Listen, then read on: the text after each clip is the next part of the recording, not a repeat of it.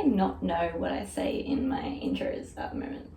Hey guys, welcome back to my channel. My name is Crystal and welcome to today's video. Today we are going to be talking about the books that I read in March and April, hopefully in a timely, much more timely manner than my last video, which was my January and February reading wrap up that I uploaded in April. Things have been happening. Anyway, there have been lots of things going on, as I've mentioned in the past, like, I don't know, 3 videos or something. As you can see, we are still in slight disarray in terms of the house. We're still in this weird positioning with my bed and the setup here. It is what it is. So this is the situation that we've got for the foreseeable future. I am determined to film this video in half an hour because I ramble way too much and I need to... Why am I being so chaotic at the beginnings of my videos for the last like 3... whatever. I'm gonna take a deep breath already. The reason that I am so time conscious about this video is because next week I'm going away for a few days. Not this weekend, next weekend is when I am supposed to be uploading this video. So hopefully it is uploaded on that day, but the question is whether or not I can edit this in time before I leave. Fingers crossed I can. I believe in myself, I think. But the key to this is to not film an hour-long ramble, which is what I normally do. I say this as I'm already rambling in the video. Anywho, let us move past that intro, whatever that was, and get into the actual video. So as I said, I'm going to be talking about the books that I read in March and April. Quick side note before I begin though, I just said that we're moving past the intro. Chaos, it's fine. It's actually cold today, like I'm wearing a jacket. It's not that cold, but it's, what time is it? 9:58 and it's still cool enough to wear it. I'm wearing long pants and I'm still like I'm a little bit chilly.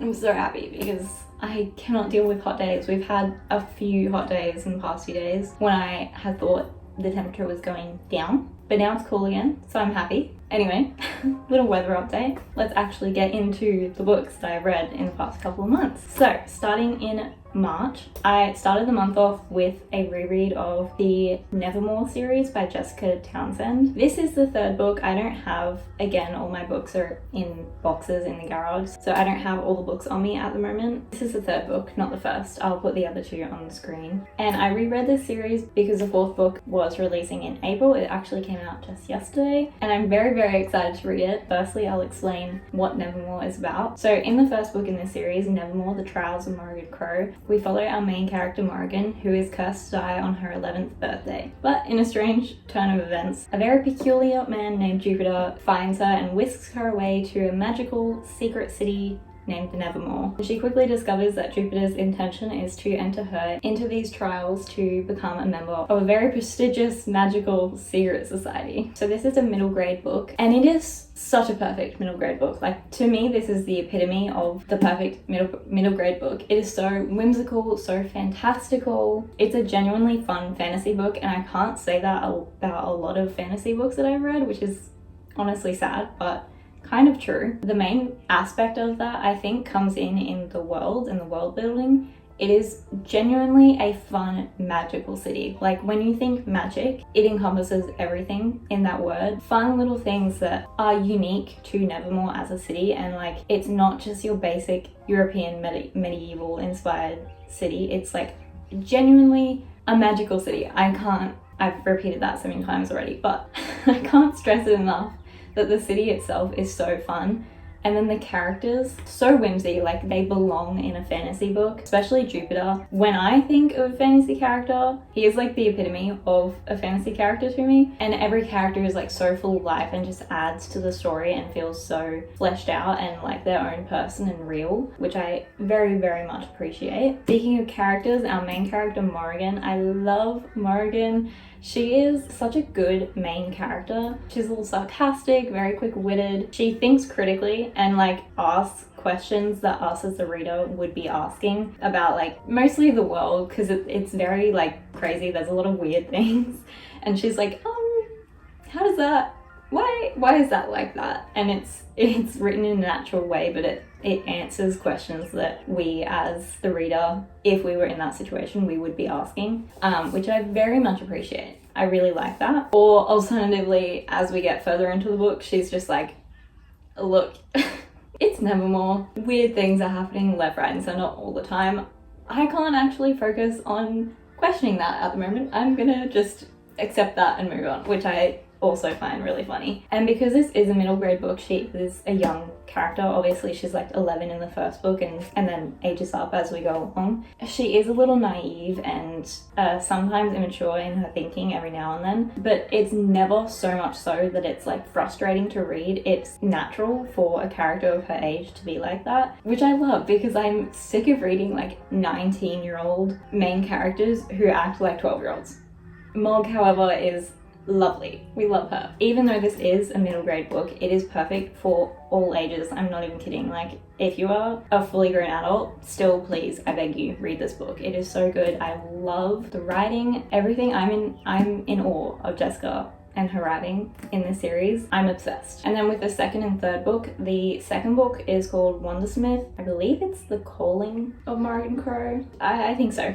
The second book, it just adds so much to the world. It expands on the world in such a wonderful way, in ways that make sense. We don't go back and like kind of erase parts of the world building that we have previously established to make new things. It all makes sense, and there are things mentioned from the first book that comes back into the third book here. It's all like the world building. I'm obsessed with the world, like if you couldn't tell. And the plot throughout all three books so far, so engaging. I started this reread so early in advance because I thought it was going to take me a while to get through. I finished it in a week, I think, maybe a week and a half, and these are all pretty decent sized books. But the plot, I could not put the books down. All I wanted to be doing was reading these books. But yeah, it is so funny. The humor in these books I really enjoy. Again, Jessica, such a talented writer. I cannot. Upon finishing the third book here, I genuinely, not even kidding, sat on my bed for like at least a half an hour to an hour thinking about how good this series is. It's a 5-star series for me. I currently have it marked as like 4.5, I think, on Goodreads for the first book at least. I'm changing that because 5-star series. I can't say, there's nothing else to be said. It's a 5-star series. So I beg you, please read the series. It's a perfect time because the new book has just come out. I hopefully will be making a reading vlog of that because I'm really looking forward to it. But yeah, that is what I started off March with, and I was so thrilled to have revisited the series and like enjoyed it as much as I did, because I do get a little bit scared sometimes revisiting series if I won't enjoy it. But anyway, that was the Nevermoor series by Jessica Townsend. Please read it. Also, this is a fun little bookmark that I have that's themed for the book. And this book is actually signed by Jessica. I believe my aunt got it for me for a birthday, I'm pretty sure. But yeah, burn brightly. The next book I read was The Rebel Witch by Kristen Ciccarelli.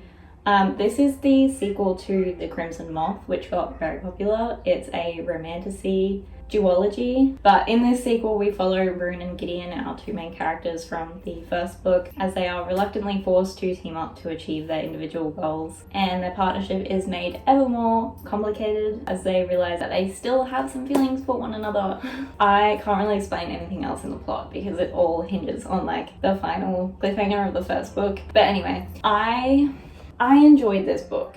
It was okay. I did enjoy it, but when I first started reading it, like the first portion of the book, there was too much romance for me. I liked the first book because it had a fairly slow romance arc. Even though there was a fair bit of romance in it, the beginning, it started off slow, and I appreciated that because I feel like so many books these days, especially booktok popular books, they just like jump straight into the romance. And my favorite genre is fantasy with a minor romance subplot.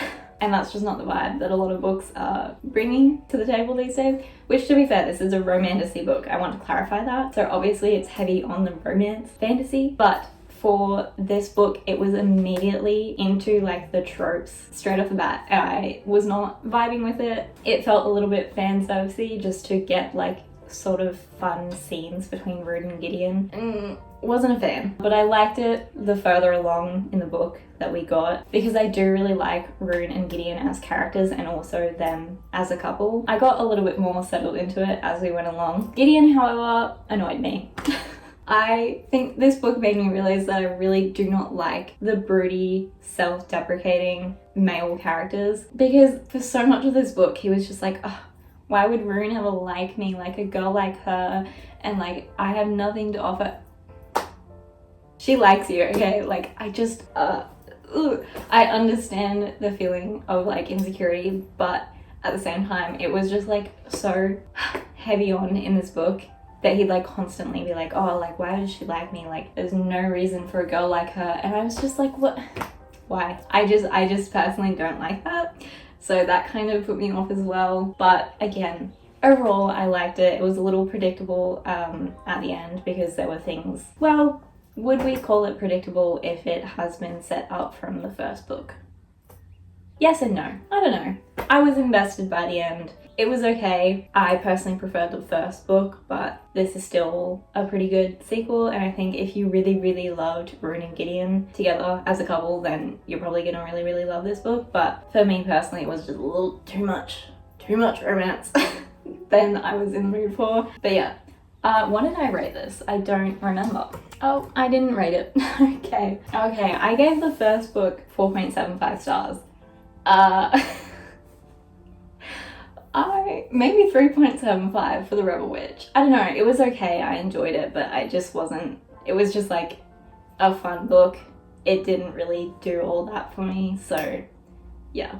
But yeah, that was The Rebel Witch by Kristen Ciccarelli. And the next book I read was Sunrise on the Reaping by our queen, our savior, Susan Collins. This was probably my most anticipated book of release of the year. I do have a reading vlog of this if you would like to check that out. If you don't know, this book is a prequel to the original Hunger Games trilogy. It comes after Ballad of Songbirds and Snakes, but before the original trilogy. In this book we follow Haymitch, which is Katniss and Peter's mentor from the games, during his experience of the Hunger Games, where he is reaped during a quarter quell year, and for this quarter quell they are reaping double the amount of tributes, so there are 48 tributes instead of 24. Haymitch just wants to protect his family and protect his girl, Lenore Dove, but as he arrives in the capital he is sort of swept up into a little bit of a rebel plot, and that proves a little dangerous to become part of, and it seems to only have one end, which is deadly. So yeah, if you have read and or watched the original Hunger Games, then you know how Haymitch turns out and the ending to this book. If you don't know though, I'll try not to spoil it. It's a sad ending, a very sad ending. I sobbed uncontrollably, didn't have a good time. I don't think I've rated this book still. Okay, I've given it 4 stars, although I think that was a bit of a like placeholder rating. I feel conflicted about this book, which I sort of discussed in my reading vlog. I still don't know how I feel about this book because it adds so much to the lore of the original Hunger Games trilogy. It is the perfect missing piece to the whole like overarching story, and it is like fully mastermind writing in this book in terms of character arcs and the storyline, because there are so many tiny minuscule details that were mentioned in the original Hunger Games that is explained in this book. So in that regard, I am in awe of this book and I think it's amazing, but as a book on its own, I just don't know how I feel about it, because we don't really get any new experience in this book. It is essentially a play-by-play of the first Hunger Games book, Katniss's first games, and I just don't know how I feel about that. And then one of the most important characters to this story, or I guess to Haymitch's story, is Lenore Dove, but she's not really even in this book. We get a few scenes of her at the beginning and a few scenes of her at the very end, and the rest of it is just Haymitch talking about her. And again, I just don't know how I feel about that either, because I was not connected to her as a character at all. I was connected to Haymitch. It just got very dark. I was connected to Haymitch and that's why I felt for them. But yeah, I don't know. That's just... I love Suzanne's writing and I love the messaging and the themes that she was exploring in this book. Very, very overtly. She was making it very clear to everyone, or trying to at least. And I don't know. Like I said, perfect missing piece, but there were parts of it that I just wasn't really all that invested in. The reason I'm invested is because the other things that I know that happen. And also you can absolutely not read this if you have not at the very least watched the movies, including Ballad of Songbirds and Snakes. So just beware. For any of you who have not read the book so far, do not start with this one. Start with the original Hunger Games trilogy, then Ballad, then this. Okay? Anyway, so that is Sunrise on the Reaping. That's what I ended March with. Yeah, conflicted feelings, good book, but also I just don't know how I feel about this. Okay, we're moving on to April, and I need to speed this up, but the next book I have probably the most notes written for. Well, no, the last few books. Anyway, it's fine. So the first book I read in April was Swordcatcher by Cassandra Clare, which is her first adult novel, I'm pretty sure, and also her first novel outside of the Shadowhunter world. So big moves. I did not have this book on my radar. The only reason I picked this up was because the second book was released either April or March, I'm not really sure, but I was seeing so much fan art for it, and the fan art convinced me. In Swordcatcher, we follow two main characters. Our first main character is Kel, who has been raised as sort of a body double for the crown prince of this world, Connor, and that position is called the Swordcatcher. So essentially Kel has been raised to walk, to talk, to act, to impersonate the prince for any public appearances or meetings or something like that where there is a potential threat to Connor's life.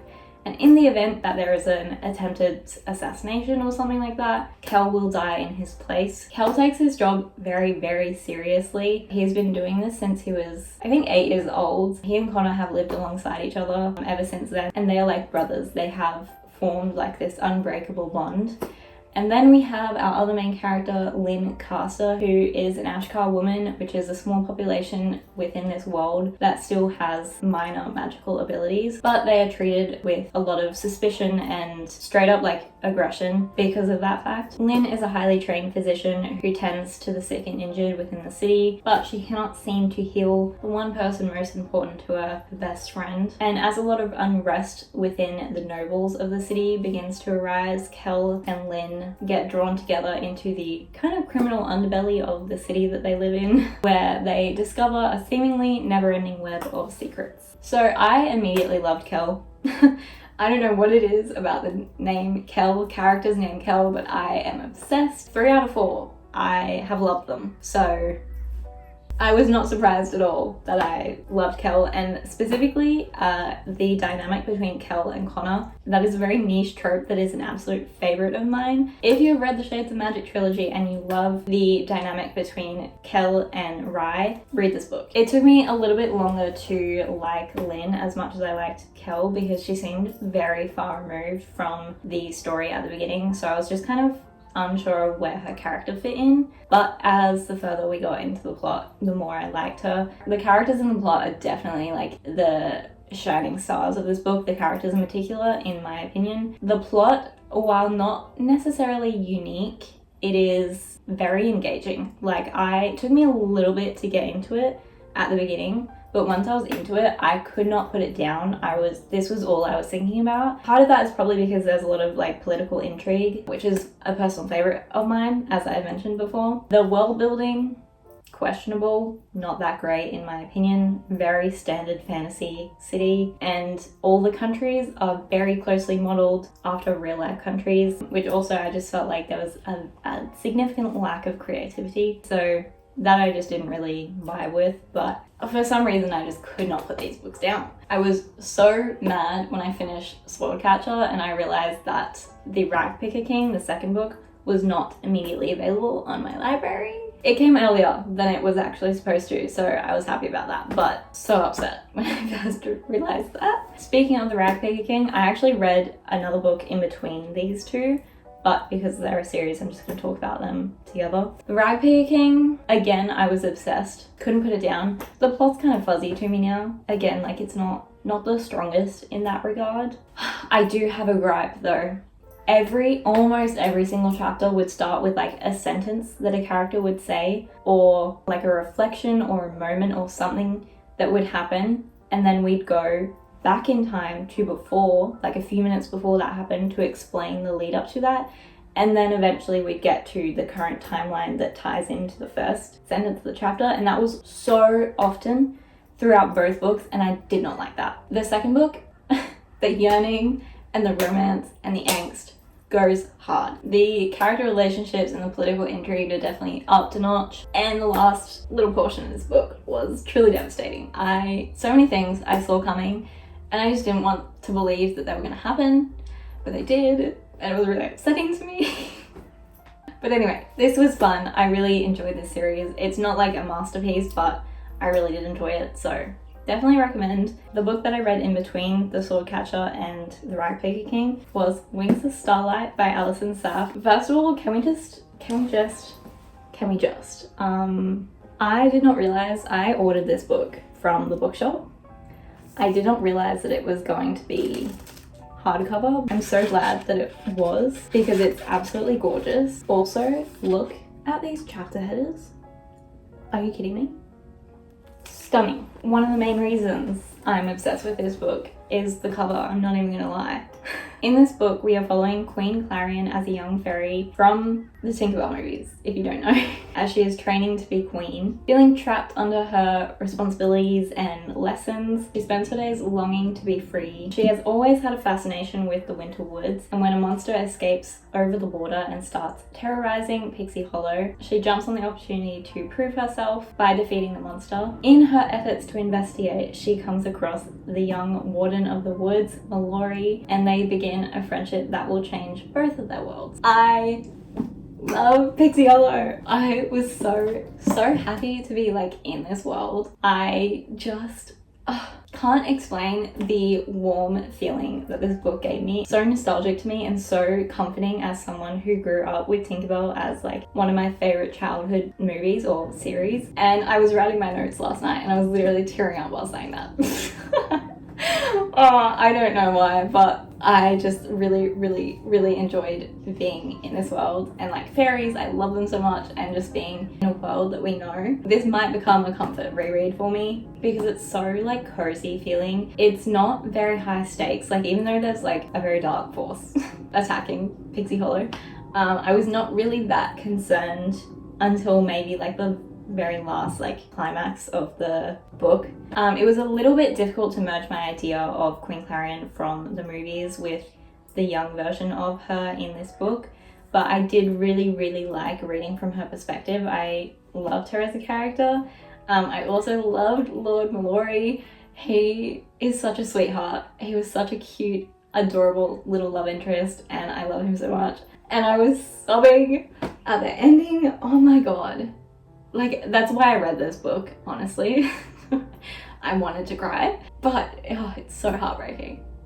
Anyway, really loved this book. It was so sweet. I gave this book 4 stars. If you love fairies, if you loved Pixie Hollow and the Tinkerbell movies as a kid, then definitely read this book. Okay, and the final book that I read in April was Poison Study by Maria V. Snyder. Let me first explain what it's about. So, in Poison Study, we follow our main character, Yelena, who has been imprisoned for murder and is set to hang for her crimes. But before she faces the gallows, she is offered a position as the commander's poison taster. All things considered, this is a great deal for her. It's the only way that she can continue living, and also the only way that she might have a chance at escape. However, to curb that idea, the commander's chief of security has poisoned her with a deadly poison called butterfly's dust, and the only way she can survive is to retrieve her antidote from him every single morning, else she will face an agonizing death. My timer. As I was saying, she will face an agonizing death. As Yelena continues to try and find a way out of her situation, she meets challenge upon challenge. There are rebel plots, magic that she didn't know she possessed, assassination attempts on her life, and of course the less than friendly chief of security. That's sort of what this book is about. This is I think, kind of an old classic in terms of fantasy. But me personally, I immediately did not vibe with this book. I honestly can't tell you why. I just didn't like the writing style straight off the bat. I initially started reading this as an ebook, and I was like, I don't think I can get through this if I have to read it. So I started listening to it as an audiobook, and just like as I was listening to it, I was analyzing the story, and objectively this is a good book. Like, it has all the elements to make it a good book. Like, there is tension, there are multiple antagonists, there's a few mysteries, there are a couple fun side characters, there's lots of like subplots that should have added up to make a good book, which for some people it might, but for me it just didn't work like that. I'm not even gonna lie, there was not a single moment where I was truly invested, which is sad to say, but it is what it is. I have a few gripes, but like they're nothing that serious except for one of them. No, two of them. We'll start off with the Chief of Security. I personally think he was way too trusting of Yelena immediately. They almost immediately fell into like a kind of natural rapport? You know what I'm trying to say. With each other. Obviously wasn't sharing a whole heap of secret information with her, but it was immediately way too open and comfortable, and I didn't like that. It just felt way too unrealistic to me, being like a spy. And then there is a romance in this book, and there was a weird age gap, really weird. Yelena is 19 and this person is in their 30s. And me personally, that just makes me so uncomfortable. As someone who is 19, ew. When I was reading this, I just was not picturing them as their ages in the book whatsoever. So weird to me. And I also didn't realize it until like later in the book, because the romance doesn't start until later in the book. And I was like, whoa, hang on a second. Aren't these characters like, in terms of age? Yeah, they are. And the love interest in general just didn't do it for me. I was not invested. It did surprise me at the end, however, by not including a major miscommunication in like the final portion of the book, which is usually included in these types of books. Cough, cough, fourth wing, looking at you. There was no miscommunication. There was no, oh my god, you betrayed me, which I did appreciate, because I, at that point, was so done with the book, and I was like, if that's gonna happen, I'm clocking out. My two major gripes with this book that I really did not like: there was so much unnecessary sexual assault in this book. Yelena, without spoiling too much, has previously been assaulted a lot. Mainly the beginning of this book, she is continually faced with like almost rape. Why? There was no reason to include it in the book. There is no message behind it. There is literally nothing of substance added to this book by including that. It's just purely for like, I don't know, giving Yelena trauma. It's not even impactful on the story. It was just so unnecessary to me, and I think it was just added for shock factor, and I do not think it was handled well at all. The other thing is that there is a character in this book that is revealed to maybe be transgender. It's honestly very vague, but the way it was described, icky feelings. I don't want to say it was transphobic because I'm not an expert on the topic, but to me, it did not feel like a good representation. That essentially was just like the cherry on top, where I was like, I don't like this book at all. So yeah, the last two reading wrap-ups I have ended with books that I did not really like that much, which is interesting. But I'm going so much better than last year. This time last year, I had read 4 books that I hated. Well, maybe not hated, but really strongly disliked. No, I hated all of them. And I'd read significantly less books this time last year than I have this year. So we're doing well. Honestly, we're doing well. What did I rate? I haven't rated this book yet because I finished it literally yesterday, but 2.5, I think. That's kind of being generous, but yeah. That was Poison Study. I have yet again spent almost an hour filming this video. Oh my god, why can I not film videos quickly? I'm a yapper, what can I say? That's the end of this video. Those are all the books that I read in March and April this year. A really good couple of months of reading. So far, I've said this already I think, but I'm so thrilled with the books that I've been reading this year. I've been enjoying almost all the books that I've been reading. Like I said, there's only 2 books that I really have not liked. It just makes me so happy because, like I said, last year was not a good year for me. So very happy that I'm enjoying most of these books that I've been reading. My time is about to go off again.